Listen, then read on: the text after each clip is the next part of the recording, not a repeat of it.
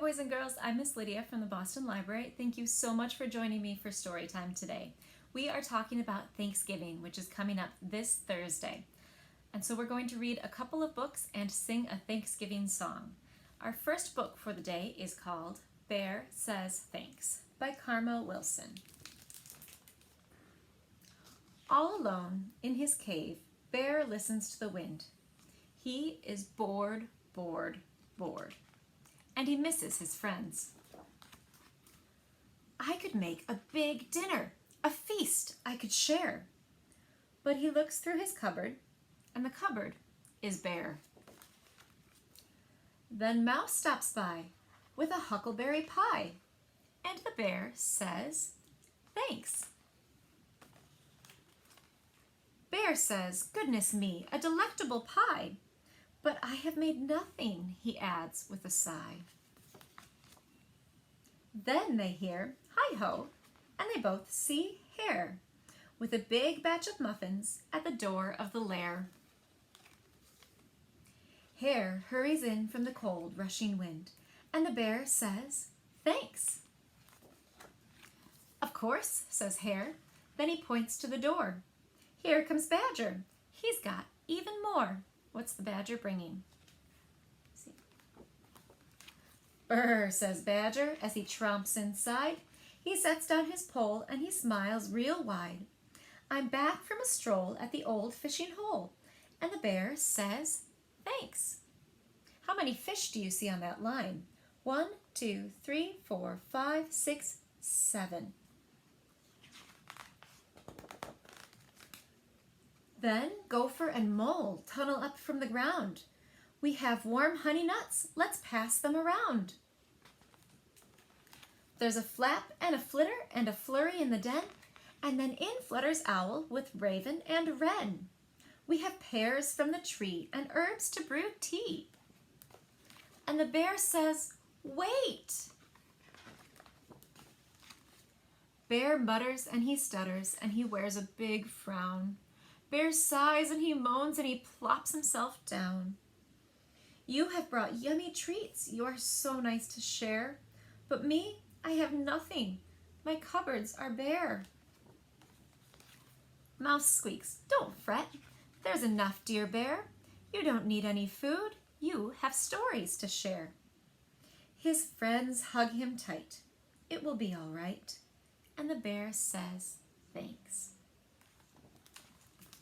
They lay out their feast on a quilt on the ground, and the bear takes a seat while his friends gather round.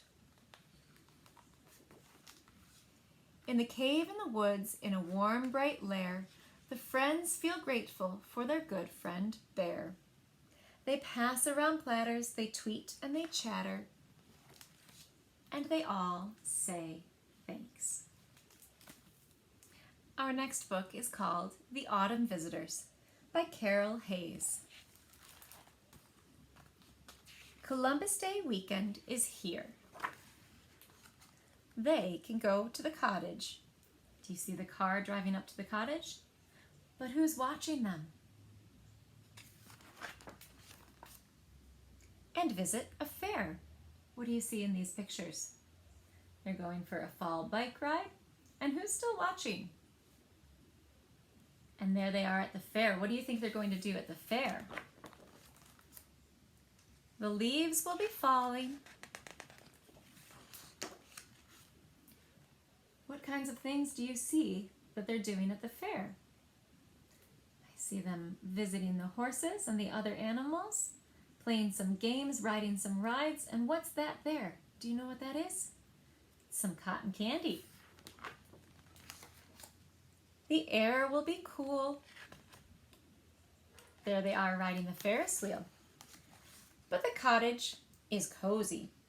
A fire in the hearth and games to be played. Who's at the fair now? All the bears are playing the games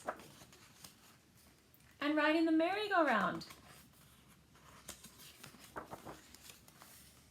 It's only a weekend, and too soon it's time to leave. But the cottage by the water will not be empty for long. Who do you see moving in? Halloween is the most fun fall holiday. Those bears carving jack-o'-lanterns with pumpkins and costumes. The bears are even dressing up. And trick-or-treating too. Then it's on to Thanksgiving. Catching a turkey. So here they are with their net, and look who they caught there. They caught a turkey. And making the very best meal. So all can be thankful. They caught that turkey, but they invited him over to dinner, and they gave him some soup. So all can be thankful for another year. Our last book for the day is called Pearl and Squirrel Give Thanks by Cassie and Ryan Ehrenberg. This is a brand new book that we just got this week at the library. Inside a box, beside the old corner store, live Pearl and Squirrel. There they are in their box. Pearl loves to play. Her favorite place is the park. That's where she met her best buddy, Squirrel. Squirrel can be shy, but he's very smart. He likes to read and learn new things. Together they roam the city looking for adventure. One morning, Pearl wakes up extra hungry. "Get up, Squirrel," she shouts. "Just a few more minutes," groans Squirrel. Pearl nudges him. "Come on, I'm hungry." They head out to the park looking for something tasty to eat. Squirrel would like to eat something fancy. Pearl is much less picky. There she is eating out of the trash. They see Stan, the food cart man. He's always kind and happy to share. "There you are," he calls. "I have something for you. A special treat for Thanksgiving." Squirrel eats slowly. Pearl does not. Pearl wonders what Thanksgiving is. Thanksgiving is when you share what you're thankful for with family and friends, Stan explains. "I'm always thankful to spend time with you two." Pearl gives Stan a goodbye lick before they continue to the park. "Hey, Squirrel, let's try Thanksgiving. We can point out all the things we're thankful for," Pearl says. Squirrel responds with a shrug. They walk through the yards. "I'm thankful for fetch," Pearl calls. They walk through playgrounds. "I'm thankful for jump rope," Pearl yells. At last, they enter the park. "I'm thankful for this fountain to swim in," says Pearl. "Yuck, it looks dirty," Squirrel replies. Pearl doesn't seem to mind. They reach the meadow. "I'm thankful for new friends," Pearl calls. "I'd rather sit," says Squirrel. So there's Pearl playing with the pigeons, and Squirrel sitting and reading.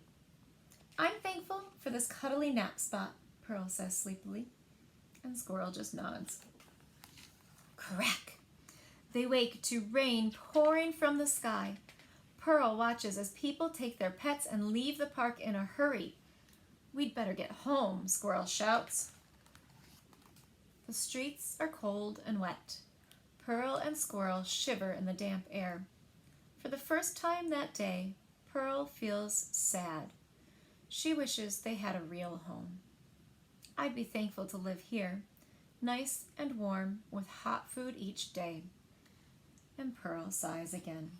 There she is looking inside. When they get back home, their box is already soaked. Pearl curls up in the driest corner.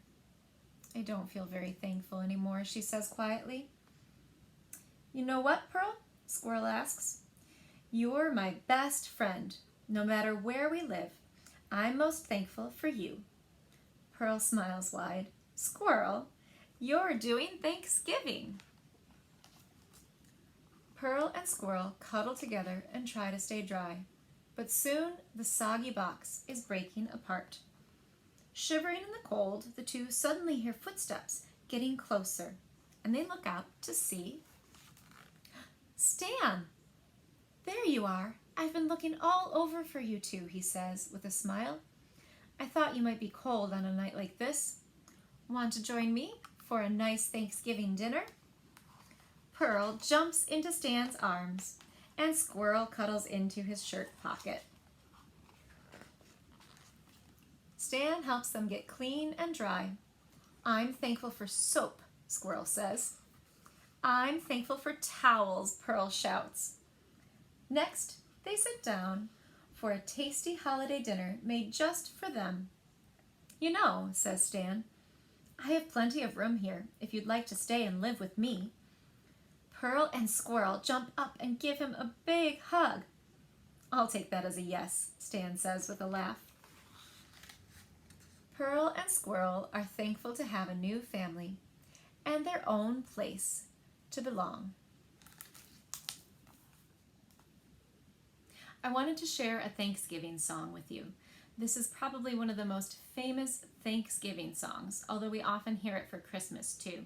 This song dates back to the 1870s, and it details a sleigh ride to grandmother's house and all of the treats that you would find there. This is called Over the River and Through the Woods. Over the river and through the woods, to grandmother's house we go. The horse knows the way to carry the sleigh through white and drifted snow.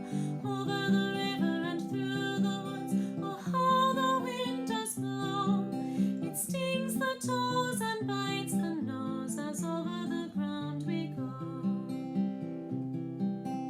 Over the river and through the woods, and straight through the barnyard gate.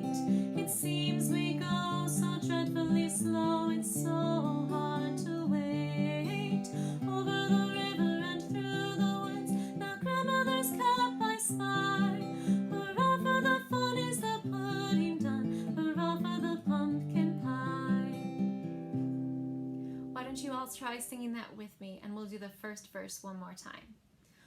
Over the river and through the woods, to grandmother's house we go. The horse knows the way to carry the sleigh through white and drifted snow. Over the river and through the woods, oh how the wind does blow. It stings the toes and bites the nose as over the ground we go.